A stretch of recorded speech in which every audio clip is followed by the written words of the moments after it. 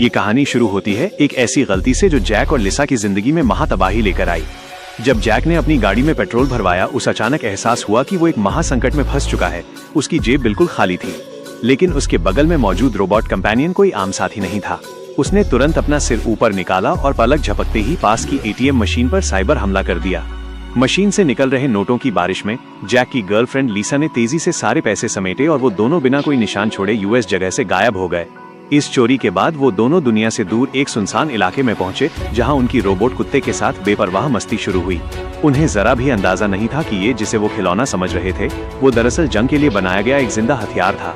ये रोबोट एक खास किस्म के क्रिस्टल से बना था, ऊपर से नीचे तक विनाशकारी हथियारों से लैस था और वॉर जोन में दुश्मनों को ट्रैक करके तबाही मचाने की क्षमता रखता था। गलती से ये वॉर डॉग जैक के हाथ लग गया था। सब कुछ ठीक चल रहा था जब जैक स्किलिंग मशीन के साथ खेल रहा था, तभी उसकी किस्मत का दुश्मन सैम वहां धमका। सैम ने जैसे ही जैक पर हमला करने का इरादा किया, रोबोट डॉग तुरंत एक्शन में गया। उसने एक पाल भी जाया किए बिना सैम पर खूनी हमला कर दिया और अपने स्टील के मजबूत पंजों से उस दबोचा लिया। सैम की आंखों में मौत का खौफ साफ दिख रहा था। रोबोट ने यूज घसीटते हुए जैक के सामने फेंक दिया।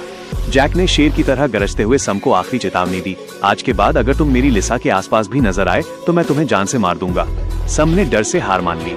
जैसे ही जैक ने रोबोट को उस मारने से रोका, वॉर डॉग के डाटा सिस्टम में सैम को दोस्त के रूप में दर्ज कर लिया गया, एक प्रोग्रामिंग की गलती जो सैम को यूएस वक्त बचा गई। लेकिन सैम हार मानने वालों में से नहीं था। उसी रात सैम ने अपने कुछ अंधेरे साथी दोस्तों के साथ मिलकर रोबोट कुत्ते के शोरूम में घुसपैठ की। वॉर डॉग ने सैम पर हमला नहीं किया क्योंकि वो उसके डाटा में दोस्त था। इसका फायदा उठाकर अन्य देशद्रोहियों ने डॉग पर पेट्रोल डाला और उस आग लगाकर जलाने लगे।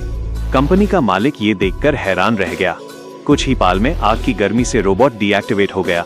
लिसा ने ये भयानक घटना जैक के फोन में देखी और वो दोनों तुरंत यूएस जगह दौड़े। उन्होंने देखा कि वॉर डॉग पूरी तरह से डैमेज हो चुका था, लेकिन उसमें अभी जीवन की एक छोटी सी किरण बाकी थी। जैक बिना वक्त जाया किए उस लेकर अपने गैरेज में गया और एक एक हिस्से को ठीक करके दोबारा मरम्मत करने लगा। जब सब कुछ ठीक हो गया, डॉग को रिलोड होने में थोड़ा वक्त लगा। जैक इंतजार कर रहा था, तभी ब्लैक द कंपनी के खुखार एजेंट वहां धमके। जैक और लिसा छिप गए। जैसे ही अन्य लोगों ने कुत्ते को पत्ता पहनाया, वॉर डॉग फिर से एक्टिवेट हो गया। उसने सामने खड़े दोनों एजेंटों पर हमला कर दिया और उन्हें पाल भर में निपटा दिया। लेकिन वॉर डॉग का नया निशाना तय था।